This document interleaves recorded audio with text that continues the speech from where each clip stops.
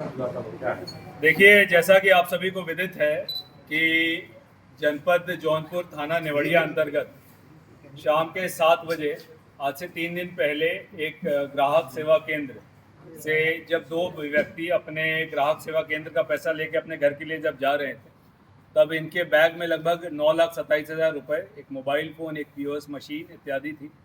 इनकी बाइक को 3 लोगों द्वारा एक बाइक से इंटरसेप्ट किया गया था। वहाँ पे फायरिंग की सूचना आई थी। उनके पास अवैध असले के दम पे उन्होंने इनके साथ लूटकारी की। इस सूचना पर तत्काल पुलिस की सभी टीमों को एक्टिव कराया गया था। पुलिस अधीक्षक ग्रामीण के नेतृत्व में तथा सीओ मड़ियाओं और सीओ सदर के नेतृत्व में 6 टीमों को लगाया गया था, जिसमें हमारी एसओजी की 3 टीमें, सर्विलांस की टीम थाने स्तर से और सर्कल स्तर से कुल 6 टीमें लगी थी। इन 6 टीमों द्वारा अथक परिश्रम करते हुए एक पूरी तरह से ब्लाइंड जो हमारी घटना थी, उसमें लगभग 550 से अधिक सीसीटीवी कैमरों का अवलोकन करते हुए अभियुक्तों को इसमें घेरा गया, आइडेंटिफाई किया गया और आज उनकी गिरफ्तारी हुई है।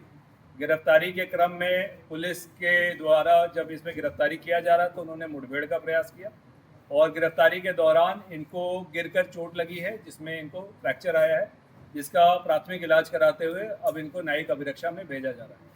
इनके पास से जो चीज़ें रिकवर हुई हैं उसमें 2 अवैध असला, एक मोटरसाइकिल नीली अपाचे आरटीआर और अभी तक की प्रारंभिक पूछताछ में ये मोटरसाइकिल गोरखपुर से चोरी हुई बताई गई है इनके द्वारा।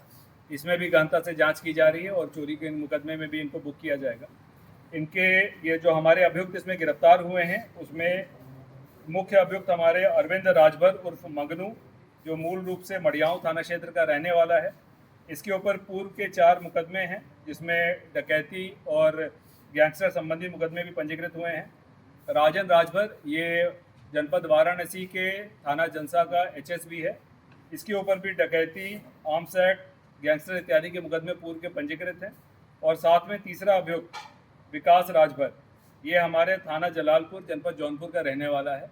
इसके आपराधिक इतिहास के बारे में भी जानकारी की जा रही है और इसमें टीम के अथक परिश्रम के कारण हमारे 9,27,000 रुपये में से और इसके पूर्व की हुई लूट में से कुल मिलाकर इसमें लगभग 8.5 लाख से ऊपर की रिकवरी की गई है।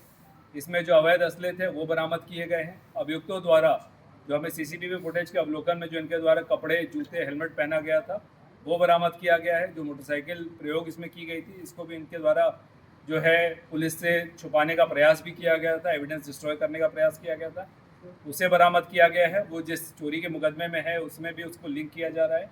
और इसमें एक बड़ी रिकवरी एसओजी की टीम और सर्कल और थाने की टीम द्वारा की गई है। इस संबंध में इन सभी अभियुक्तों के विरुद्ध गैंगस्टर और एचएस की कार्रवाई की जाएगी आने वाले समय में।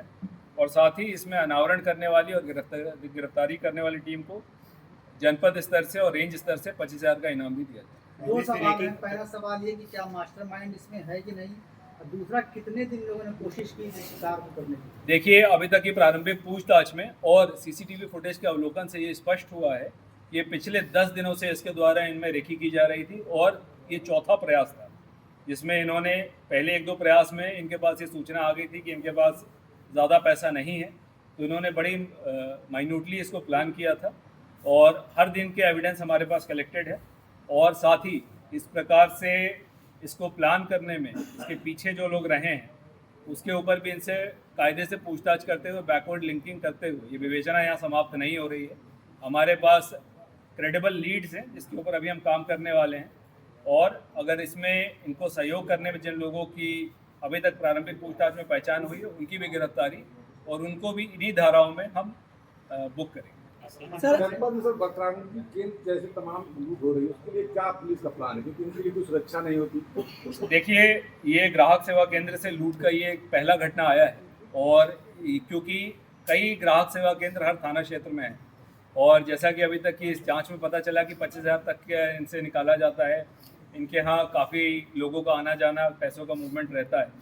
तो इन सभी से हमारी अपील है कि सीसीटीवी कैमरे का कवरेज सड़क की तरफ बढ़ाएं।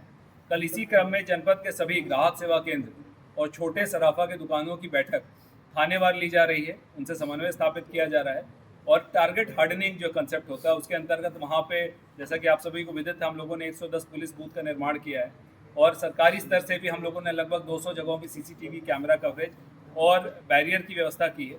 आने वाले समय में माननीय जनप्रतिनिधियों के माध्यम से और हमारे व्यवसायी हैं उनके माध्यम से भी कैमरा कवरेज को बढ़ाते हुए, समन्वय बढ़ाते हुए, पुलिस की गश्त बढ़ाते हुए इस पे नियंत्रण लाए।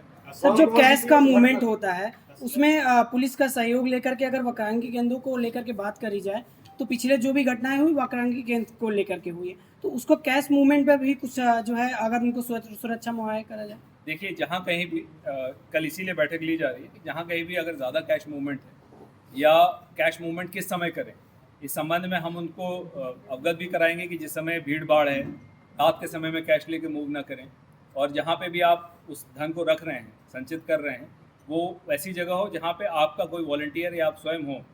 इन चीज़ों को देख के भी किया जाएगा और जहाँ कहीं भी इनके द्वारा इस प्रकार की मांग रखी जाएगी वहाँ पे 112 की गाड़ियों के माध्यम से और हमारे थाना की कोबरा के माध्यम से इनको स्कॉट करने की व्यवस्था, इनको सहयोग करने की व्यवस्था और जहाँ कहीं यथासंभव हो तो व्हाट्सएप के माध्यम से या लोकेशन शेयरिंग के माध्यम से भी एक समन्वय बनाया जाएगा। आप सभी को मैं अवगत भी कराना चाहूँगा, हमारे जनपद में 901 बीटों का निर्माण किया गया। हमारे 3700 राजस्व ग्राम, इनको 900 बीट में बांटते हुए हर 4 गाँव पे एक आरक्षी को उसका प्रभारी बनाया गया है और कहीं कहीं पे 2 आरक्षी भी लगे।